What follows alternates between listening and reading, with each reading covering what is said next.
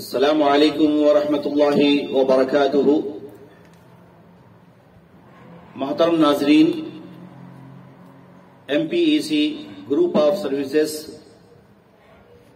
YouTube channel کی طرف سے آپ تمام کا استقبال کیا جاتا ہے۔ آج بتاریخ 17 جنوری 2024 چہارشنبہ روزنامہ منصف کے صفحہ نمبر 7 پر ایک بیان مولانا غوثوی شاہ کا آیا ہے، جس کا عنوان ہے ہندوستان میں مسلمانیت خواجہ کی دین ہے۔ کچھ ساتھیوں نے بھی ہمیں واٹس ایپ پر یہ بھیجا اور اخبار میں نے خود پڑھا ہے، میرے سامنے اخبار رکھا ہوا ہے، تو کچھ باتیں اس تعلق سے تمام ناظرین کی بلا کسی تفریق مذہب و ملت اور بلا کسی تعصب کے آپ کے سامنے گوش گزار کر رہا ہوں۔ امید کہ ان باتوں کو اصلاح کے طور پر سماعت کریں گے، سنیں گے، سمجھیں گے اور حق بات تسلیم کریں گے، یہی مجھے امید ہے۔ تمام ناظرین سے اور تمام قارئین سے جو آج روزنامہ منصف کے صفحہ نمبر 7 پر یہ مضمون تحریر ہے،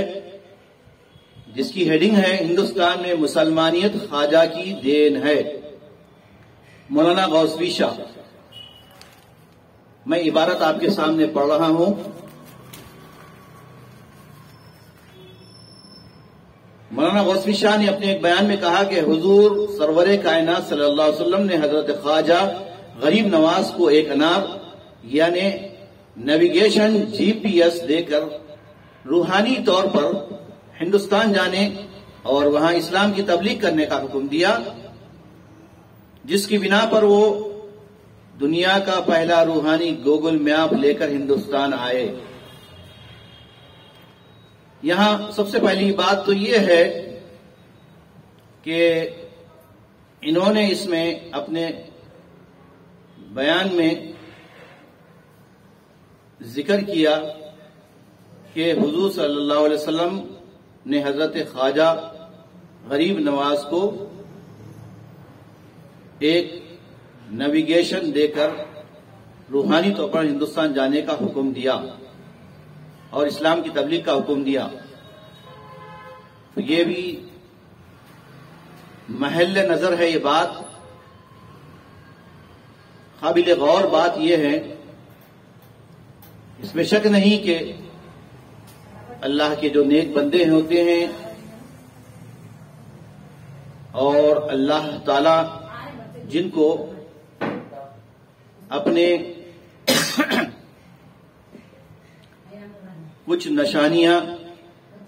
یا اپنے کچھ باتوں کو القاء کرتا ہے، اس سے انکار نہیں ہے۔ معجزات برحق ہیں جو اللہ تعالیٰ نے انبیاء کرام کو عطا فرمائے ہیں، اسی طرح کرامات اولیاء بھی برحق ہیں، لیکن وہ کرامات جو شریعت قرآن و حدیث کے خلاف ہو اور دین اسلام کے بنیادی عقیدے سے ٹکرانے والی ہو، تو ایسی کرامات جو لوگوں میں سننے میں آتی ہیں، سنائی جاتی ہیں، جس کی نہ کوئی دلیل ہوتی ہے نہ کوئی اس کا ثبوت ہوتا ہے، اور ایسی ہی چیزوں کا چلن آج مسلم معاشرے میں بھی چل پڑا ہے، اس پر بھی غور کرنا ہے۔ دوسری یہ بات کہ یہاں انہوں نے نیویگیشن GPS کا ذکر کیا ہے کہ دنیا کا پہلا روحانی گوگل میپ لے کر ہندوستان آئے، اور دوسری بات یہ ہے کہ اس میں ذکر کیا گیا اخبار میں مولانا غوثوی شاہ کا بیان کہ یہاں پہلے بھی مسلمان تھے، تو اس کا مطلب یہ ہوا کہ ہندوستان میں اسلام خواجہ غریب بندہ نواز کے ہندوستان آنے سے پہلے ہی یہاں پر مسلمان بس رہے تھے۔ وہ کون سے مسلمان تھے، کہاں سے آئے تھے، اس کے لیے آپ تاریخ کا مطالعہ کیجئے۔ مالابار ہندوستان کا وہ مقام ہے جہاں سے صحابہ کرام رضوان اللہ علیہم اجمعین، تبع تابعین اور اس کے بعد تابعین تبع تابعین، ان کی آمد سے ہندوستان میں مسلمان آئے اور ایک تاجرین کے طور پر انہوں نے ہندوستان کو تجارت کے طور پر یہاں آ کر انہوں نے تجارت پیشہ شروع کیا۔ یہیں سے مالابار کے علاقے سے ہندوستان میں مسلمانوں کی آمد کا آغاز ہوا تھا، جس کا ذکر یہاں غوثوی شاہ نے اپنی اس بیان میں کیا ہے کہ یہاں پہلے سے بھی مسلمان تھے، لیکن تاریخ اس بات پر گواہ ہے کہ سلطان الہند حضرت سیدی خواجہ معین الدین چشتی المعروف خواجہ غریب نواز نے ہندوستان میں اسلام کی ایسے تبلیغ فرمائی جس سے لاکھوں مشرکین مشرف پر اسلام ہوئے۔ یہاں میں آپ ناظرین کو یہ بتانا چاہتا ہوں کہ اسلام کی ایسے تبلیغ فرمائی جس سے لاکھوں مشرکین مشرف پر اسلام ہوئے۔ تو مشرکین وہ جو اللہ کو چھوڑ کر غیر اللہ کی پرستش کرتے ہیں، وہ مشرکین اللہ کو چھوڑ کر بت پرستی کرتے ہیں، اللہ تعالی کے علاوہ دوسروں کی عبادت کرتے ہیں، ان مشرکین کا بھی انہوں نے اس میں ذکر کیا ہے۔ لیکن آج مسلمانوں کی اکثریت یا مسلمانوں میں سے بہت سارے ایسے ہیں جو شرک کرتے ہیں، کلمہ پڑھے تو ہیں، یعنی انہوں نے اپنے آبا اور اجداد سے اسلام کو پایا ہے، لیکن اس کے باوجود بھی شرک کرنے والے ہیں، اللہ کے علاوہ دوسروں سے بالراست دعا کرتے ہیں، اللہ کے علاوہ دوسروں کے نام کی بھیٹ چڑھاتے ہیں، نظر مانتے ہیں، نظر دیتے ہیں، قربانیاں دیتے ہیں، ذبح کرتے ہیں، اور اللہ کے علاوہ دوسروں کو مشکل کشا، بندہ نواز، مشکلوں کو ٹالنے والا، بندوں کو نوازنے والا، اور اللہ کے علاوہ دوسروں کو غیب کی خزانے دینے والا، غیب سے دینے والا تصور کرتے ہیں، بلکہ یہ عقیدہ رکھتے ہیں، تو یہ تمام لوگ یقیناً شرک کرنے والے ہیں، کلمہ تو پڑھے ہیں لیکن کلمہ گو مشرک ہیں۔ سورہ یوسف میں اللہ تعالیٰ نے اس کا بھی ذکر کیا ہے کہ بہت سارے مسلمان اللہ پر ایمان رکھنے کے باوجود بھی وہ شرک کرتے ہیں، اور اللہ کے نبی صلی اللہ علیہ وسلم نے فرمایا کہ قیامت کے قریب میری امت کے لوگ غیر اللہ کی پوجا کریں گے، جس طرح نبی صلی اللہ علیہ وسلم کے دور میں اور آپ سے پہلے لات، عزا، حبل، منات ان بتوں کی پوجا کیا کرتے تھے، جبکہ وہ لوگ بھی حضرت نوح علیہ السلام کے دور کے نیک لوگ تھے، ان کے انتقال کے بعد لوگوں نے انہی کے نام پر پرستش اور پوجا شروع کر دی، جس کا ذکر سورہ نوح میں بھی آیا ہے کہ 5 ایسے لوگ تھے، نیک لوگ تھے، وہ اللہ کے ولی تھے اور اللہ کی عبادت کرنے والے تھے، لیکن جب ان کا انتقال ہو گیا تو لوگوں نے کیا کیا، ان کے بھی بت بنا لیے، ان کی بھی پوجا پرستی شروع کر دی، اور کہنے لگے کہ ہم جو ہے نہیں چھوڑیں گے ان کی بت پرستی، یعنی ہم ان کی پوجا کریں گے، ان کی عبادت کریں گے۔ اور اس کا ذکر سورہ نوح میں آیا ہے، لہذا سورہ نوح کی تفسیر پڑھیے، اس کا ترجمہ پڑھیے تو آپ کو معلوم ہوگا یغوث، یعوق، نصر، ان شخصیتوں کی لوگ پوجا کرتے تھے، پرستش کرتے تھے، شرک کرتے تھے۔ بتانا یہ ہے کہ مسلمانوں کی اکثریت آج بھی شرک میں مبتلا ہے۔ اور یہاں پر غوثوی صاحب بتا رہے ہیں کہ خواجہ معین الدین چشتی کی تبلیغ سے لاکھوں لوگ مشرف و اسلام ہوئے، تو کیسے اسلام لائے لوگ، کون سا اسلام قبول کیے؟ اور خواجہ معین الدین چشتی کا طریقے تبلیغ کیا تھا؟ کیا ان کے پاس توحید تھی، ایک اللہ کی عبادت کرنا اور اللہ کے رسول صلی اللہ علیہ وسلم کی سنت اور آپ صلی اللہ علیہ وسلم کی حدیث اور آپ صلی اللہ علیہ وسلم سے محبت اور آپ صلی اللہ علیہ وسلم کی عقیدت کے ساتھ آپ کی اطاعت، اور آپ صلی اللہ علیہ وسلم نے جن کو اپنے لیے، سارے مسلمانوں کے لیے، یعنی سارے امت مسلمہ کے لیے جن کو نبی صلی اللہ علیہ وسلم نے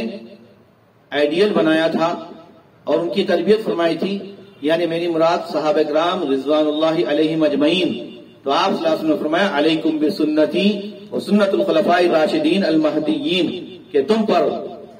اے صحابہ، تم پر میری سنت اور میرے صحابہ کرام کی سنت لازم ہے،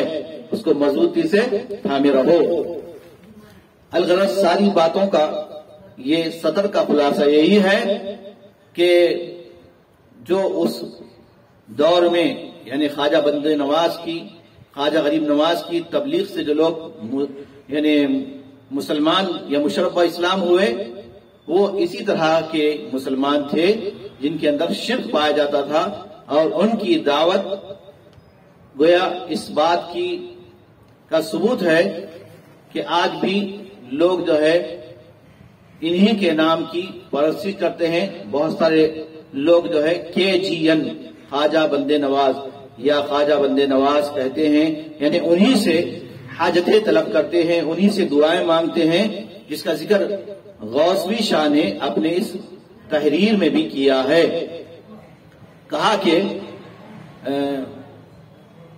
جو کوئی شخص حضرت خواجہ کی بارگاہ میں جاتا ہے، اللہ اس کی حاجت کو پوری کرتا ہے، جبکہ اللہ سے مانگنے کا اللہ نے حکم دیا، اور قرآن کریم میں نبی صلی اللہ علیہ وسلم کی تعلیمات میں، اہل السنہ والجماعت کی تعلیمات سے یہ بات ثابت ہے کہ اللہ تعالیٰ ہی مدد کرنے والا ہے، اللہ تعالیٰ ہی مشکلوں کو ٹالنے والا ہے، حاجتوں کو وہی پوری کرنے والا ہے، اور اسی سے حاجتیں طلب کی جائے۔ سورہ مومن میں اللہ تعالیٰ نے فرمایا وَقَالَ رَبُّكُمْ وَادْعُونِي أَسْتَجِبْ لَكُمْ، تمہارے رب نے فرمایا کہ تم مجھ سے دعا کرو، مجھ سے مانگو، مجھ سے اپنی حاجتیں طلب کرو، استجب لکم، میں تمہاری دعا قبول کروں گا، میں تمہاری حاجت کو پوری کروں گا۔ لہذا تمام سننے والے حضرات و خواتین سے ہماری یہ اپیل اور گزارش ہے کہ صحیح خالص اسلام کو آپ جانیے، پڑھیے، مطالعہ کیجیے، علماء حقانی، علماء ربانی سے مل کر آپ صحیح دین سیکھ سکیں گے، اور خرافات سے، بدعات سے، شرکیہ عملیات سے آپ انشاءاللہ بچ سکیں گے۔ اس لیے میں نے اپنے اس ویڈیو میں اس بیان پر جو تنقید کی ہے، یہ تنقید صرف اصلاح کی غرض سے ہے، اور اس کا مقصد یہی ہے وما توفیقی الا باللہ، اللہ تعالیٰ ہی ہدایت اور توفیق دینے والا ہے۔ اور آخری یہ بات جو انہوں نے اس میں خاص طور پر ذکر کی ہے کہ خواجہ غریب بندے نواز کے لیے جو کوئی 2 رکعت نفل پڑھ کر 6 رجب کے دن خواجہ غریب نواز کے لیے بطور تحفہ ایصال ثواب کرے اور فاتحہ بھی دیں، یعنی گویا انہوں نے دعوت دے رہے ہیں، وہ تبلیغ کر رہے ہیں، بتا رہے ہیں کہ فاتحہ دینا چاہیے، ایصال ثواب کرنا چاہیے۔ تھوڑا سا اس پر بھی میں وضاحت کر دیتا ہوں۔ ایصال ثواب کیا ہے؟ حدیث میں یقیناً ایصال ثواب کا بھی ذکر ہے، صحیح مسلم کی حدیث ہے اذا مات الانسان انقطع عمله الا من 3، انسان جب مر جاتا ہے تو سارے اعمال منقطع ہو جاتے ہیں، بند ہو جاتے ہیں، سوائے 3 اعمال کے۔ اس حدیث میں 3 ایصال ثواب کا ذکر ہے،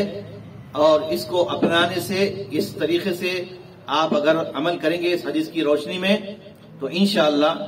یہ صحیح ایصال ثواب ہوگا۔ یعنی کسی نے اگر زندگی میں ہی صحیح علم حاصل کیا تھا دین کا، شریعت کا، کتاب و سنت کا، اور وہ دنیا سے رخصت ہو گیا، تو اس کی دعوت کتاب و سنت صحیحہ پر اور صحابہ کرام کے منہج اور طریقے پر تھی، تو ایسا انسان، ایسا مسلمان، یہ اس کی تحریر سے، اس کی تبلیغ سے، اس کے وعظ و نصیحت سے، اس کے بیانات سے جتنے بھی لوگ اصلاح پائیں گے، جتنے لوگوں کی بھی عقائد کی، اعمال کی، اخلاق کی اصلاح ہوگی، ان سب کو بھی جو ہے اس کا اجر و ثواب ملے گا، اور جتنے لوگ اس پر عمل کریں گے اس کا ثواب اس کو بھی ملے گا، اس عالم کو بھی، اس داعی کو بھی، جو دنیا سے صحیح علم دنیا والوں کو دے کر رخصت ہوا تھا۔ تو اسی کا ذکر اللہ کے نبی صلی اللہ علیہ وسلم نے صحیح مسلم میں کیا ہے کہ علم ينتفع به، ایسا علم جس سے نفع حاصل کیا جائے، یعنی شرعی علم۔ اور دوسرا ولد صالح يدعو له، یعنی نیک اولاد اگر کسی نے دنیا میں چھوڑ کر گئے ہیں، اپنی اولاد کی صحیح تربیت کی تھی، اور وہ اولاد اپنے ماں باپ کے حق میں، اپنے مرحوم والدین کے حق میں دعائے مغفرت کرتے ہیں، تو اللہ کے نبی صلی اللہ علیہ وسلم نے فرمایا ولد صالح يدعو له، نیک اولاد اپنے ماں باپ کے حق میں دعائے خیر کرتی ہے تو وہ بھی ایصال ثواب ہوگا۔ اور تیسرا ہے صدقۃ جاریۃ، ایسا کام جو پوری قوم و ملت کے لیے، سماج کے لیے، انسانیت کی بھلائی کے لیے کرے ہیں، جو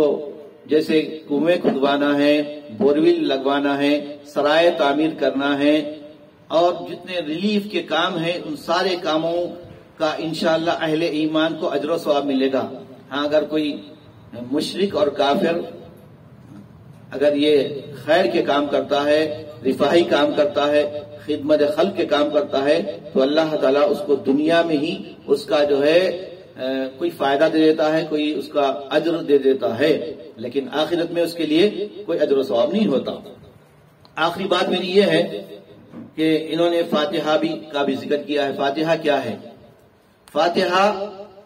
اللہ تعالیٰ نے قرآن کریم کی پہلی سورت الفاتحہ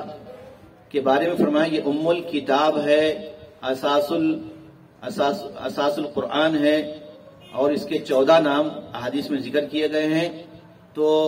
ایک اور حدیث میں اس کا نام جو ہے فاتحۃ الکتاب بھی ہے۔